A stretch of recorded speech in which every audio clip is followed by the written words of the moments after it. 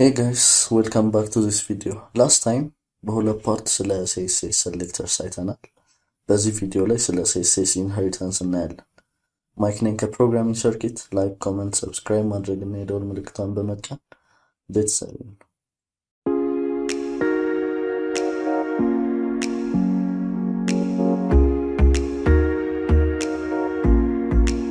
In every CSS scenario የCSS inheritance ኮንሰፕቶች ማወቅ ጠቃሚ ነው።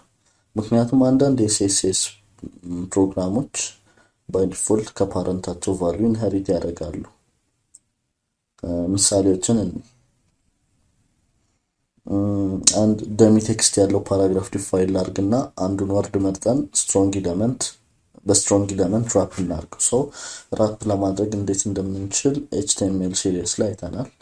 ሊንክ ዲስክሪፕሽን ላይ ታገኛላችሁ ከስር።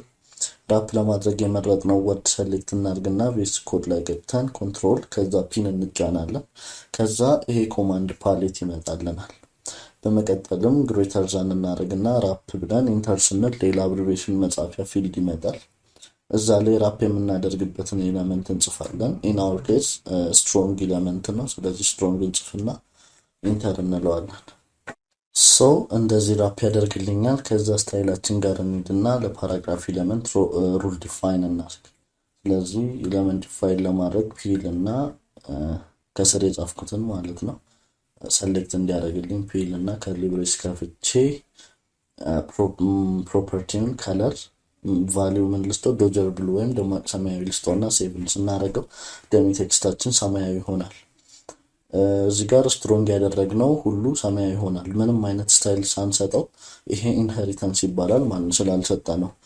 ምክንያቱም ስትሮንግ ኤሌመንት ከፓራግራፍ ኤሌመንት ስታይል ኢንሄሪት እያደረገ ወይም እየወረሰ ስለሆነ ስትሮንግ ኤሌመንት የፓራግራፍ ኤሌመንቱን ሰማያዊ ከለር ኢንሄሪት አድርጓል። ቬሪፋይ እናርገው። ብራውዘር ላይ ራይት ክሊክ እናርግና ኢንስፔክት እናርገው። ስታይል ጋር ሄደን ስናየው ራሱ ኢንሄሪትድ ፍሮም ፒ ነው ወይም ከፓራግራፍ ኤሌመንት ኢንሄሪት ተደርጓል ይለናል። ይህ ማለት ለስትሮንግ ኤሌመንት ለራሱ ምንም አይነት ስታይል ብንጽፍ ከፒ ከለር ፕሮፐርቲ ሳንጽፍ ከፒ ከለር ፕሮፐርቲ ላይ ወስዷል ማለት ነው የከለር ፕሮፐርቲ። ሶ ከስር ሌላ ኤሌመንት ሰሌክት እናል ራሱን ስትሮንግን ራፕ ያደረግነው እናርግና ከዛ ከለሩን ዶጀር ብሉን በለው ብዬ እንደዚህ አልሰጠውትም ማለት ነው። ስለዚህ ከኬት ወሰደው ከፓራግራፍ ላይ ነው ማለት ነው። ስለዚህ ኢንሄሪታንስ ያልተንዛዛ ኮድ ለመጻፍ ይረዳናል። እዚህ ጋር ለማየት የተፈለገው እሱ ነው። ሌላው ስትሮንግ ኤሌመንት የፓራግራፍ ኤሌመንቱን ቫልዩ ኢንሄሪት እንዳያደርግ ብንፈልግ እዚህ ስትሮንግ ሰሌክተር ውስጥ ያለውን ቫልዩ ኢኒሻል ማድረግ ነው። ስለዚህ ቫልዩን ኢኒሻል ሳደርገው ይሄ ወደ ዲፎልት ቀለም ይቀይረዋል። ሰው ዲፎልት ከለራችን ጥቁር ነው። የስትሮንግ ኤሌመንቱ ቫልዩ እዚህ ጋር ራፕ ያደረግነው ማለት ነው ወርዱን ወደ ጥቁር ይቀይረዋል ወይም ብላክ ያደርገዋል ማለት ነው። እስቲ ቦርደር እንስጠው ፓራግራፍ ኤሌመንታችንን። ሰው ቦርደር እልና ኮለን አድርጌ አንድ ፒክስል አድርገውና ሶሊድ ብላክ ይሁን። ይሄን ሳረገው ፓራግራፉ ጥቁር አንድ ፒክስል የሆነ ቦርደር ይሰጠኛል ማለት ነው። ነገር ግን ስትሮንግ ኤሌመንታችን ጋር ቦርደር የለም። ለፓረንት ኤሌመንቱ ቦርደር ሰጥተን ለቻይልድ ኤሌመንቱ ቦርደር መስጠት doesn't make sense።